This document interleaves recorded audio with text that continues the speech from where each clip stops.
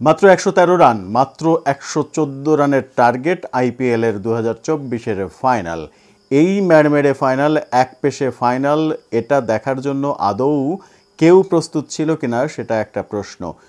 Sunrisers Hyderabad যে চমক দেখিয়ে আইপিএলের ফাইনালে এসেছে, সেই চমক পুরোটাই একেবারে মাটির সঙ্গে মিশে গেল যেন। কলকাতা নাইট রাইডার্স তাদেরকে মাটির সঙ্গে, ধুলোর সঙ্গে একেবারে লুটোপুটি খাইয়ে দিল। ১১৩ রানে অল আউট করে দিয়েছে কলকাতা নাইট রাইডার্স হায়দ্রাবাদকে, এবং সেটা 18.3 ওভারে। মিচেল স্টার্ক, তিনি যে বড় ম্যাচের বড় খেলোয়াড় সেটা আবারও প্রমাণ করলেন। আন্দ্রে রাসেল, তিনিও যে বড় ম্যাচের বড় খেলোয়াড় সেটা প্রমাণ করলেন। মিচেল স্টার্ক এবং আন্দ্রে রাসেলের তোপের মুখে সানরাইজার্স হায়দ্রাবাদ কিছুই করতে পারলো না। সবাই ব্যর্থ।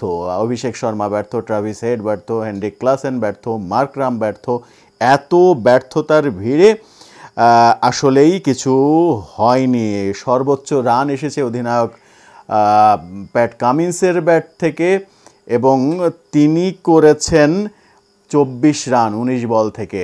দ্বিতীয় সর্বোচ্চ রান মার্ক রামের ব্যাট থেকে, 20 রান 23 বল থেকে। এই যখন ব্যাটিংয়ের অবস্থা, তৃতীয় একজন মাত্র ডাবল ফিগারে পৌঁছতে পেরেছেন হেনরিক ক্লাসেন, তিনি 16 রান করেছেন।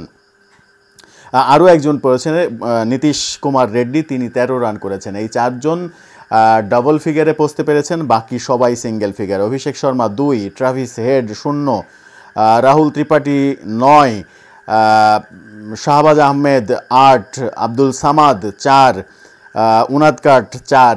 এই যদি হয় স্কোর কার্ড, তাহলে আসলেই করার কিছু থাকে না। এক পেশে ফাইনাল। কিন্তু ক্রিকেট যখন গৌরবময় অনিশ্চয়তার খেলা, সেই গৌরবময় অনিশ্চয়তার ছিটে ফুটাও আজকের এই ম্যাচে দেখা যাবে কি না, ১১৪ রানের লক্ষ্যে আবার নতুন কোনো নাটকের জন্ম হবে কিনা কলকাতার ব্যাটিংয়ের সময়, সেটা অবশ্য পরের কথা। তবে সাধারণ জ্ঞানে, সাধারণ ভাষায় বলা যায় সেরকম নাটকের কোনো সম্ভাবনা নেই। এক পেশে এই ম্যাচে এখন কলকাতার চ্যাম্পিয়ন হওয়াটা সময়ের ব্যাপার। কলকাতা চ্যাম্পিয়ন হওয়ার মাধ্যমে তাদের জার্সিতে 3 স্টার লাগাতে যাচ্ছে, এটা এখন বলাই যায়। কিন্তু সেই গৌরবময় অনিশ্চয়তার খেলার অনিশ্চিত ভবিষ্যতের দিকে কলকাতা কি হাঁটবে? কোনো বিপদ ডেকে আনবে তারা? ফিল সল্ট নেই, এটা একটা দুর্বলতা। ওপেনিংয়ে গুরবাজ রয়েছেন, সুনীল নারিন দুর্দান্ত। এছাড়া শ্রেয়াস আয়ার, রিঙ্কুরা, ভেঙ্কটেশ আয়ার, তারা যে কেউ একজনই ম্যাচ বের করে আনার ক্ষমতা রাখেন।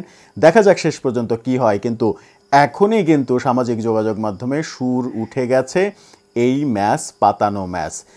সানরাইজার্স হায়দ্রাবাদ এই ম্যাচে ১১৩ রান, তারা পাওয়ার প্লেতে ৩৯ রান করেছে 3 উইকেটে। 5 ওভারে 23 রান ছিল তাদের 3 উইকেটে। এই যখন অবস্থা, ষষ্ঠ ওভারে 16 রান যদি না হতো, তাহলে দৃশ্যটা কেমন লাগতো? 6 ওভারে যদি 30-এরও কম 3 উইকেটে, সেটা অনেক দৃষ্টিকটু লাগতো। ষষ্ঠ ওভারে 16 রান, এবং সেটিই সবচাইতে ভালো ওভার। এই হচ্ছে সানরাইজার্স হায়দ্রাবাদের ব্যাটিংয়ের ফিগার। তারকা সমৃদ্ধ তাদের ব্যাটিং লাইন আপ তাসের ঘরের মতো ভেঙে পড়ল। এখন দেখার পালা কলকাতা কি করে। কলকাতা কি অনিশ্চিত ভবিষ্যতের দিকে হাঁটবে, নাকি শাহরুখের হাতে উঠে যাবে ট্রফিটা?